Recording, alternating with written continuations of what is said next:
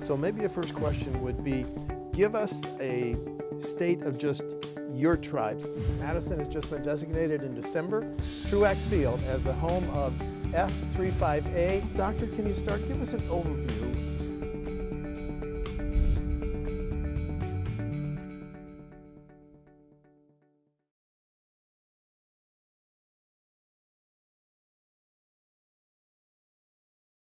State Senator Dave Hansen is a Democrat who's represented Green Bay.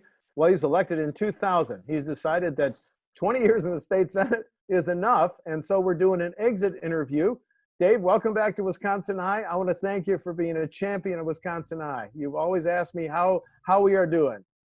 Yep, and I'm glad you're still out there doing it, because I think it's very, very important, and especially in this campaign season, being able to interview all these great candidates. I think that's important, and that gets out there and people can make the determination in the primary and then finally in November who they want to support going forward in this election. Thanks very much. But tell me why you made the decision not to seek re-election, Dave. Well, I'm 72 going on 73. My wife and I will soon be celebrating 49 years of marriage. We have a little condo in Egg Harbor in the woods, a little tiny place, but it's ours. So just the opportunity to get out there after 20 years and actually being involved in city government for 20 years as a laborer and 6 years on a county board. So I'm sitting on 40 years in the state pension, which is interesting. But I think it's time. And we have my nephew who's running, and he's 41 years my junior. He's got a heck of a lot more energy than I, and he's in better health than I am. Not to say I'm in bad health, but we're excited for him. And he wanted to continue the legacy, and I said, go for it. And he did. Well, I understand, but now you and I were scheduled to do this exit interview in the Capitol, but because of COVID, we're doing it over Zoom. How has COVID changed how you, as a state senator, live your public life, Dave? Well, I'll tell you, no meetings. If we've had just a couple awards that I received, it was that social distancing with mask, but it's been unbelievable to hunker down at home, to miss 3 graduations of 2 college graduates, the grandsons, and a graduate, a granddaughter from Sturgeon Bay, where she's going to be going to lacrosse next year. We missed those 3. We did that virtually. So, and the only session we've had since March was one virtual. I think we should have had a few more. I think we've got some issues to deal with COVID, but the other side didn't seem to want to meet anymore. And one of the saddest things is on our last day, we didn't know it was going to be our last day. I was going to adjourn in honor of the people of my 30th district that have voted for me for 6 times. And sadly, the majority leader vetoed us out and said, okay, we're adjourning, and we didn't get a chance to say goodbye. And so it's not the way I envisioned ending my career. I thought there'd be more sessions and there'd be more committee hearings, but it's a very tough time. And I feel bad for everybody involved, all the jobs that were lost. I see another 1 million in the country unemployed, 5 million without health care. And I think there's things in Wisconsin we've got to do. One of the things you got to do is try to be safer at home if you can do it, or social distance, or wear a mask. I don't know if a mandate works, but I think we have to encourage everybody. And I couldn't be more disappointed. In my city, last weekend, for the Republicans to hold a convention with all their members there, unmasked, and then Congressman Grothman giving his speech and going on a coughing attack. And I'm going, oh gosh, I hope that none of them get sick, because I think it's the right thing to do. And I see where all the major stores now are going to say, hey, mask up and keep social distancing. And that's Kohl's and Walmart and CVS. Right. So they're all understanding this is not a hoax. This is the real deal. And I had a friend and his wife that had it. He said it was awful. He came through it okay, but it is the real deal. It's not a hoax, and it's a tough time. Well, you're still an assistant leader of your party in the Senate. And you've just talked about the Green Bay State Convention of the Republicans. I want to ask you to respond to something Senate Majority Leader Fitzgerald, the Republican leader of the Senate, said about the governor. He said, Governor Evers was a reluctant candidate, point 1. Point 2, Governor Evers, this is Mr. Fitzgerald's term, is not up to the job. I want to give you a chance to respond to that. Well, I can respond to it, since I'm sure Fitzgerald didn't think I was fit for the job. And he talked about back in the day when they ran the recall and John Nygren got the 398 signatures and didn't get on the ballot. So we had a couple of tete-a-tetes where he would say, okay, I just wish you would have got the 400. You'd have been gone. So one of his goals before he retired, and now we're retiring together, is to remove me. I think Tony is eminently qualified. He had a great attitude as far as trying to work together. What a novel idea. Governor Walker lost. Governor Evers comes in, puts out the olive branch, let's work together. And what do? Lame duck. And, then he came up with safer at home, and then the Supreme Court ruled against that. They've done everything in their power to make him not have any power, as they have done with the Attorney General. I think it's a sad day. I think we could have done so much better together to accept the fact that Governor Evers won. He's got a good heart, and even to hear Luther say that, Luther, I listened to his tape that you had with him. He really liked the guy. So yeah. I think he was up to the task, and I think he's doing his best. He has hired a lot of really good administrators, and it just seems like they were going to say no to everything, no matter what it was. So I think he's done a good job. I'd like to see him get elected again when he runs, if he runs. You alluded to the WisconsinEye exit interview with Senator Olsen. Senator Olsen, in that interview, as you know, said the governor is not a professional politician, and he ran up against two professional politicians in Speaker Voss and Senate Majority Leader Fitzgerald. Is that a pretty accurate summary, Dave? Yeah, I think he did. I don't think anybody expected Governor Walker to lose, but, the situation was, and I think one of the things that really hurt Governor Walker is with Foxconn. That did not play well throughout the state, except for Racine and Kenosha, maybe. But I think that really hurt them. And one of the other things I think really hurt them, not taking the MA expansion, which is probably about $1.6 billion that we've given away, which we really need for healthcare right now. If he would have taken it after he ran for president and failed so badly, I think he'd had a better chance to win. But the right candidate won.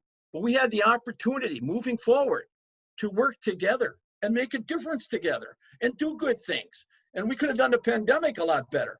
And of course, the president has really failed in that regard, no question. So the Republican Party hanging their hat on the Republican ideology that it's a hoax and it's not real and everybody should run back to school in the fall and all this.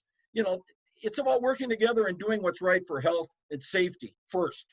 Well, do you agree with my prediction? I'm going to predict that the Republican leaders bring the ledge back after the November 3 election to rework the state budget because of the drop in GPR, general fund tax collections, because of the pandemic. So I think you're going to get a chance to cast at least one more vote on a revised current fiscal year budget. Do you think I'm right?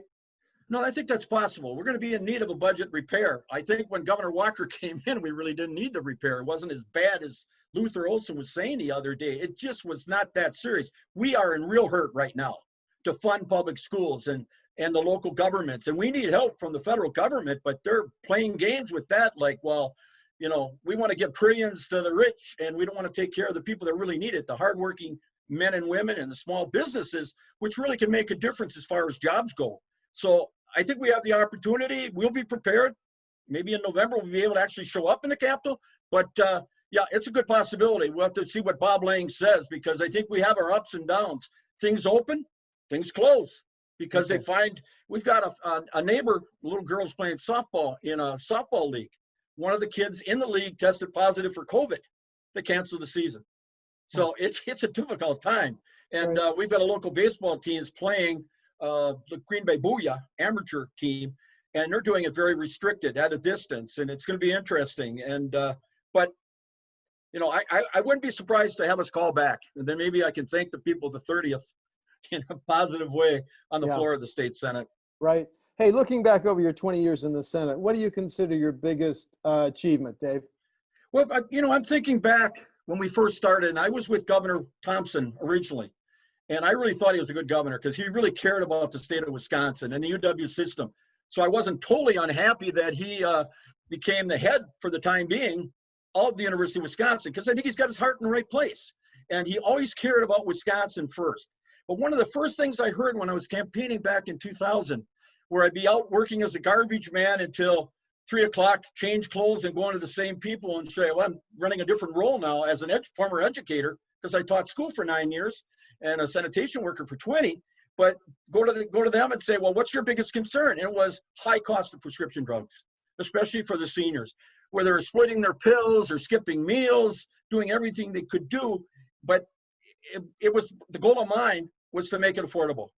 And we were able to get that done. Governor McCallum signed it into law in a bipartisan way. And it's been continued. I think it's supposed to be continued until 2029. We'd like to have expanded it, but it did save the state and federal government a lot of money, and it did keep people in their own homes. It's a great plan. You know, one small fee and $5 or $15, depending if it's generic or name brand. And we did that in a bipartisan way. So I think that was one of the bigger ones. And one of the more recent ones we did was senior care. We had a couple that left from Lakewood, and they drove down to Green Bay, and somehow they were missing for 30 hours. And I had a former student of mine, when I taught at Annunciation, called from Florida. Well, don't you have the Silver Alert bill? And I said, we don't have that.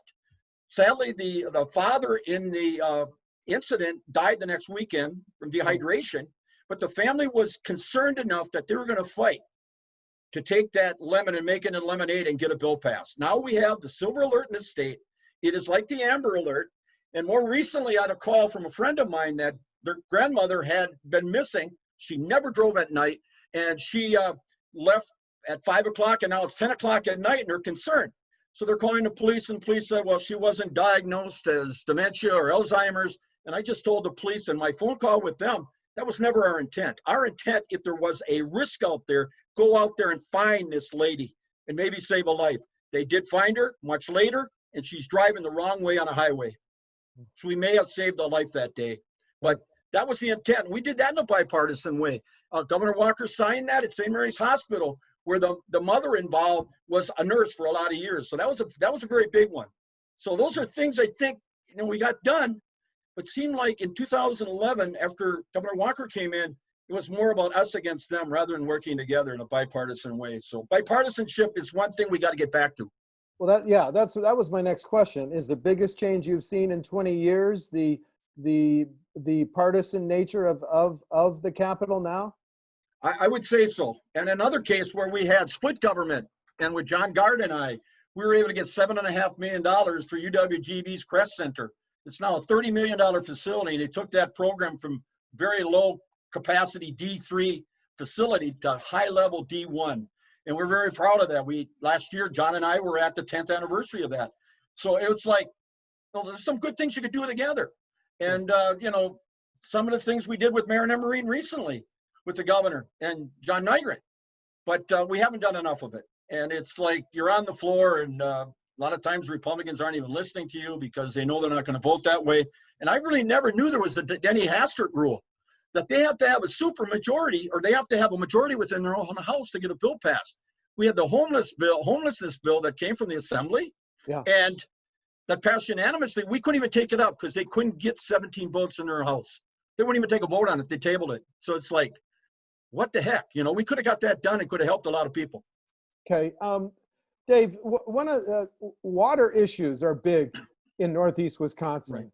Right. PFAS. I mean, that's a growing issue. Like in Marinette, I interviewed Representative Nygren. He talked about his frustrations. People are not aware of PFAS. So isn't clean water one of the major unresolved things? Is it? I guess my question is clean water one of your biggest frustrations that you didn't get done in your 20 years? Well, we did get the Great Lakes Compact passed, which I thought was very, very important. And for the record, water is life. And we had a bill that we came out with, the Clear Act. Yeah. And the governor came out and supported it. And the Republicans were mad because they said they weren't invited, though we did invite Senator Coles. And then we went, and my staff worked very hard with Nygren's staff to find a compromise, to not hold the municipalities or the firefighters accountable, but to hold Tyco Johnson Control for manufacturing the PFAS. And he could not even get a vote in the assembly. And then he said, well, it was my fault because I couldn't get it done in the Senate. But we never even had the opportunity. He could not get it out of his own house. And I think the PFAS issue is more than just Marinette, Peshtigo. It's all over the state. It's in Madison, at Truax Field. It's in many other places. I understand maybe in the western part of the state. So it's an ongoing issue. We got to hold them accountable, and it's not right to say the municipality's got to pay for it, the firefighters got to pay for it. We got to hold Johnson Control Tyco responsible for it. Okay. What strikes me, Dave, is there's about, 140, 160 years worth of Democrats, Senate Democrats that are leaving, with Senator Risser, Senator Schilling's already gone, Senator Miller's gone, and you've gone. Why the exodus? Why so many of your Democratic peers leaving this year? Well, I think Jen's got a position that she liked and liked better being at home. But I think in Fred's case, at 90-something, Yeah. with what, 60 years, and Mark Yep. Miller, older than I, Yeah. it's just time where it's time to look for young blood, I think, and move forward. One of the best pictures we had was with Mark Miller and Fred Rister and I, with over 100 years, as you mentioned. Yes. And I thought at the state convention, they should at least mention the fact that, we were leaving. The one thing I learned about state conventions, it's not a whole lot about the state legislators. It's more about the congressional candidates and them speaking. In my 20 years, even when they were in Green Bay, I never even made it to the stage.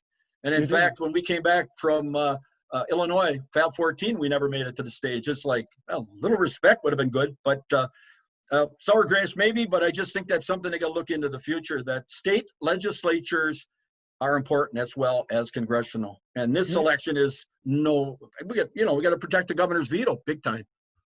You mentioned the Fab 14. I was going to ask you about that. I thought you might. That Saturday that you came back, you were welcomed with you 14 were welcomed with a large rally in the Capitol. So, but here's my question: 9 years later, in hindsight, the controversy over Act 10, would you do anything differently, Senator? No, I would not. And Okay. I've been quoted on a local TV station that I'd do it again. Of course, I was running then. They were saying, oh, he's going to leave the state again. What I was saying at the time, we thought we did the right thing. We wanted to move the state forward and letting them know what was going to happen to public employees. And the saddest part is the public employees did nothing wrong. They were in a system that's been there forever, and it worked well. So it didn't have to be that way. And then it became against the private unions. The project labor agreements eliminated, and it became a right to work state. And prevailing wage is gone. So, I mean, these situations could have been worked out. If there were problems, we could have worked them out. But I have no regrets. I won't have the opportunity to do it again, so they can't use that against me. But I think we did the right thing. And when we came back into 150,000 people, and we were like out of the history books, they just wanted to touch you like, God, we've been seeing you on TV for 22 days. It is a memorable time. I think we are in the history books. It didn't turn out quite the way we wanted it to. Governor Walker benefited somehow, made himself like a hero. But I think we did what we thought was right to fight for the public employees. And as one for 20 years, as a garbage man, I didn't do anything wrong. It was a system that we had good benefits. The pay wasn't great. We should not have been attacked. The educators should not have been attacked. I think they made the wrong decision.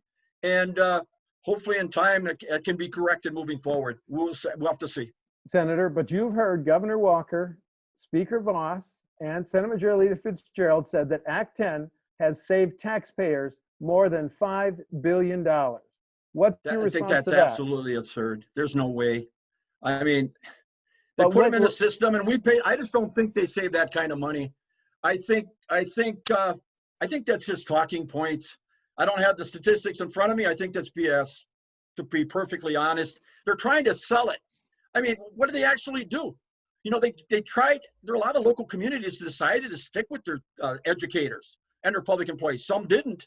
But I think that amount of money, there's just no way. We'd be in a lot better shape financially if that would have been true. I just don't think that happened, in my opinion, that kind of savings at all. Talk to me about what's at stake with former Vice President Biden versus President Trump. What's at stake for Wisconsin, Senator? I think everything. The numbers look good right now, but I think the president is doing all of his power to make it harder and harder for people to vote by mail, even though he has, and a lot of his staff has. He's making this stuff up because he figures out that if the Democrats and the independents vote, he's going to lose, and he's going to lose big. And some people, the Cook reports, talking about a blue tsunami. Not only the presidency, but the U.S. Senate and the House and total control. And I think it's time for that, because what they've done with the courts to pack them, it's wrong. I think President Trump will go down in history as one of the worst presidents ever, if not the worst. His handling of the pandemic's been awful. He has not done anything to grow the economy, even though people think he has. But the jobs that come back are jobs that were lost, and there are a lot of jobs out there never going to come back. And he refuses to do anything for health care or to extend the unemployment because, they're going to make too much money. Then they do a tax package or, the act to move us forward, and all that money goes to people that really didn't need it. The people in the small businesses I mentioned before and the lower income people are the ones that need it. They should have gotten it. And again, it was a sham, just like the other tax act that they passed earlier under Paul Ryan. Those things just not work out well as creating jobs. The billionaires get richer, the millionaires get richer, and the people on the low end and the people that really need it now, the educators in our public schools really need it. They're not getting it. Well, okay, but now let's bring it home from a state standpoint. At that same state Republican convention, Representative Nygren, one of your reps, said the veto-proof majority in both houses is within reach. So if the Republicans picked up your seat and the 10th and some others, they could have a veto-proof majority in the Senate. And if Speaker Voss's team picked up, 3 seats, a veto-proof majority, what would that mean for Governor Evers, Senator? I think it'd make it very difficult for him, but I'm hoping with the amount of money that the Democratic Party raised, which dwarfed what the Republicans raised, and that's for a reason. It's to $10 million. The governor veto. Yeah, his ability to veto and not get overridden. So I think they're dreaming again, just like they're saying they saved $5 billion by doing whatever. I think it's not going to happen. We've got really, really good candidates. Some of the women that are running are amazing. I think my nephew is amazing too, but they got a challenge. I think, Brad Path will do well. And Patty Schachter is a perfect candidate for that district, not a well-drawn district. But that is the real key why he's got to have his veto protected. The gerrymandering's happened in his state. It's been awful. In November in Brown County, we're going to have another referendum question on fair maps. I think we're at 52 counties now. There will be about 7 or 8 more. And 70% of the people want it fixed. But the Republicans don't want it fixed because they love the system that they have. And the system is bogus. It's not one person, one vote. They're in safe districts. They don't have to worry about it. They can take a bad vote. They can say they support dark store loophole closing, and then they do nothing. And then they get credit for that. So I think it's time that we get more balanced government to work with the governor. And veto-proof, Representative Nygren's a bad idea. You tried to do it with the lame duck. You made it difficult. You're going to try to make it worse for him. He is our governor. We do have 3 branches of government. Just knock it off. Hey, Dave, as somebody who taught for 9 years, how do you think our schools, our K-12 schools, should reopen this fall?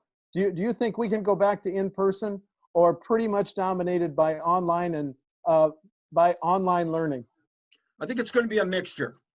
And I think it's going to depend where we are in August. Some of these school districts down south start a lot earlier, and they're going through massive amounts of the virus expansion. And I see it's happening in Marinette County now. And Brown County has been at the top of the list. A lot to do with the meat packing plant and all that, but there is community spread. So it's going to have to be done looking at the welfare of the children. When you hear Betsy DeVos to say, 1% die, the kids, that's okay. That's 15,000 kids in America that are going to die, and that's acceptable. It's like when the president said, us old people should be accepting the fact that, we can be removed. We aren't needed. We're expendable. As a 72-year-old man, I'm not ready to go yet. It's not easy, but I think they're going to have to do it looking at the health departments. I'm disappointed in the governor of Florida, where all the local governments are saying mask up and social distance, and he's saying, I'm telling you all, you can't do it. You can't even require it to any local government. I'm the boss at the state level.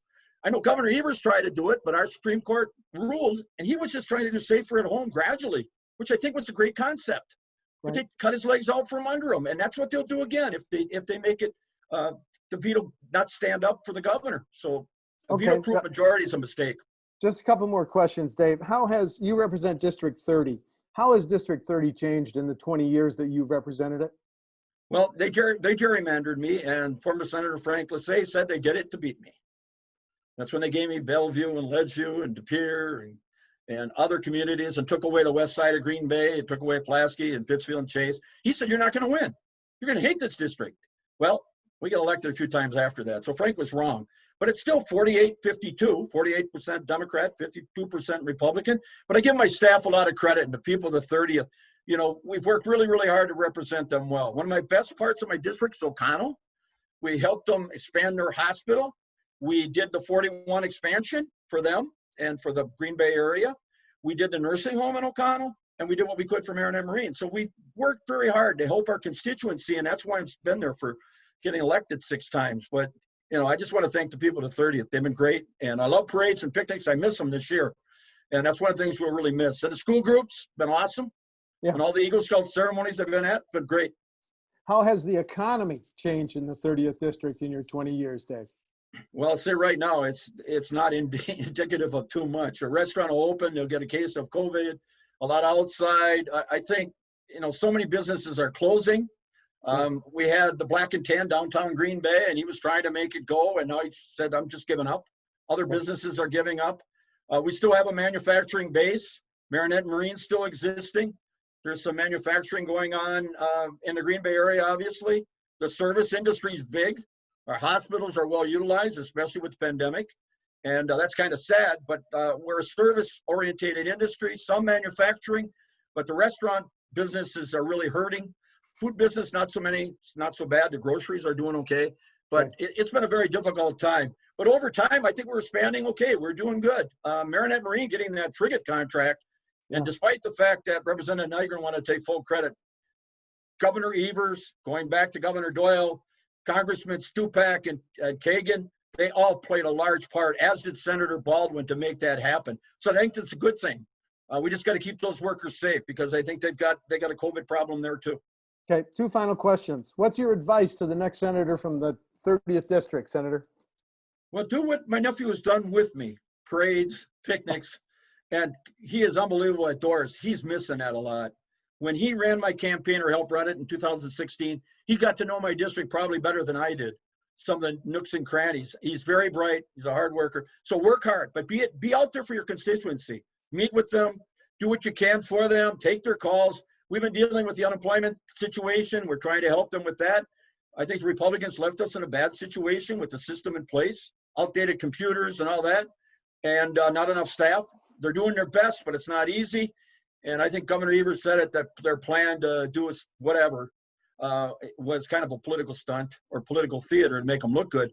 But, we got to do whatever we can. He will, whoever it is, and not just mine, but the new Assembly women, they got their heart in the right place. They want good health care, and they want good environment, and they want good public education and tech schools and universities. So all of those things they got to work for. Okay, and then final question. I noticed that you're in the Packer room. Do you Yes. expect you and other Packer fans to actually be in person at Lambeau this season, or are you afraid those games are going to be played without diehard fans like you? Well, back in 1956, we were out at the stadium watching them build their 32,000 seat stadium, which is now an 80,000 seat stadium. I was at the Ice Bowl and I ushered for 30 years. We did get the county tickets, which allowed us to go with 4 tickets to 2 different games. They said, we will not get those tickets. They're going to refund us. You got to put yourself into a raffle and we got picked, but they're going to send us our money back. The exhibition games are already not going to have people there. The practices aren't. Family game is not going to have any fans.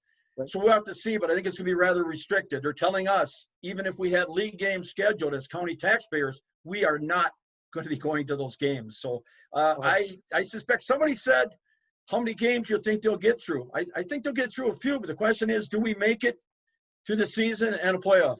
And how do they do that? They're going to do it like the NBA in the end and go virtually somewhere? I don't know. They could do it at Lambeau, keep it closed. But I'll tell you, lose a lot with that. And the Badger football is interesting too. And my UWGB sports, which I love, I just hope our volleyball and our basketball programs go forward. Okay. It sounds like you've had a lot of fun, a lot of memories in your 20 years in the Senate, Senator. You bet. It's been great, 20 years. And I just want to thank again everybody that supported us, and even the ones that didn't. We did our best to represent you. Democratic Senator Dave Hansen has represented District 30. He has chose not to seek re-election. Dave, thanks for this exit interview. WisconsinEye really appreciates it. And good luck in retirement. Thanks, Steve. We'll love it. Thank you. This program is a production of WisconsinEye, an independent, nonpartisan, nonprofit media network with a mission to inform, educate, and engage the citizens of Wisconsin. WisconsinEye is the nation's first and only independently funded state civics broadcast network, providing gavel-to-gavel access to government proceedings and events at the state capitol.